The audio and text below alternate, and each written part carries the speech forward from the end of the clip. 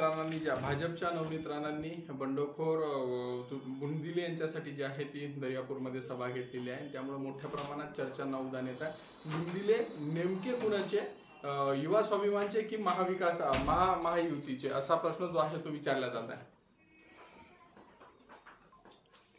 बुंदिले नेमके कुणाचे?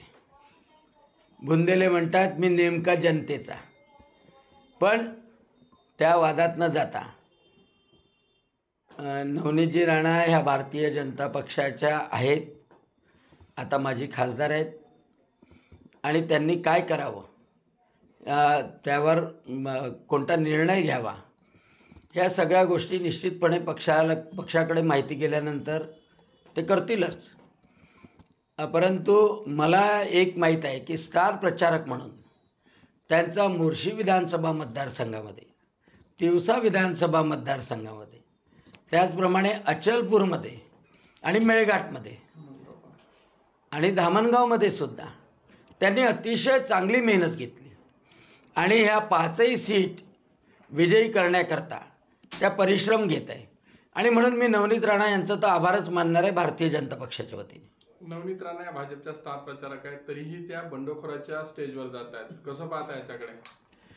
भाजपचे बंडखोर उमेदवार तुषार भारती असं म्हणतात की आमच्याप्रमाणे नवनीत राणांवरही कारवाई व्हावी, निलंबनाची कारवाई। आता एखाद्याला निष्कासित केलेल्या माणसाने भारतीय जनता पक्षाच्या माणसावर कारवाई करावी असं सांगण्याची गरज नाही, कारण का पक्ष सक्षम आहे आणि त्यामुळं पक्षाला जो निर्णय घ्यायचा असेल ते निश्चितपणे घेतील। मला काही नवल वाटत नाही, यामध्ये आश्चर्य वाटत नाही आणि दुःखही वाटत नाही, कारण महाविकास आघाडीनं आतापर्यंत दाढ्या कुरवळण्याचं जे काम केलं त्याचं फळ मुस्लिम पर्सनल लॉ बोर्डाने दिलं आहे, आणि ते आत्ताच थोडी दिलं आहे, लोकसभेमध्ये सुद्धा सगळ्या महाविकास आघाडीच्या उमेदवारांना त्यांनी पाठिंबा दिला, मतदान करून घेतलं, आणि म्हणजे एकही मत वाया जाऊ नये याप्रमाणे आखणी केली,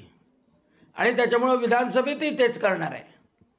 आणि म्हणूनच मोदीजी योगीजी जे सांगतात ते सर्व हिंदूंनी, जे लोक निद्रिस्त असतील, जे लोक स्वतःला सेक्युलर समजत असतील, जे लोक मोठे पुरोगामी समजत असतील, त्या लोकांनी हे लक्षात ठेवावं की योगीजींनी म्हटलं बटेंगे तो कटेंगे, मोदीजींनी म्हटलं एक रहो तो सेफ, एक रहेंगे तो सेफ रहेंगे, तर त्यावेळेला मोठ्या मिरच्या जमतात। आता बोला ना, मुस्लिम पर्सनल लॉ बोर्डाने कोणता उमेदवार कसा आहे हे न पाहता, कोणाचं कर्तृत्व कसं आहे हे न पाहता, पूर्णच्या पूर्ण 269 उमेदवाराला पाठिंबा दिला आणि ताकदीनं काम करा म्हणून मुस्लिमांना सांगितलं, तेव्हा तुम्हाला धर्म नाही आठवत, तेव्हा तुम्हाला धर्मांधता नाही आठवत, तेव्हा तुम्हाला विष कालवलं गेलं हे नाही वाटत, आणि म्हणून हे स्वाभाविक होतं, ते होतं आहे, फक्त जागं हिंदूंनी होण्याची गरज आहे।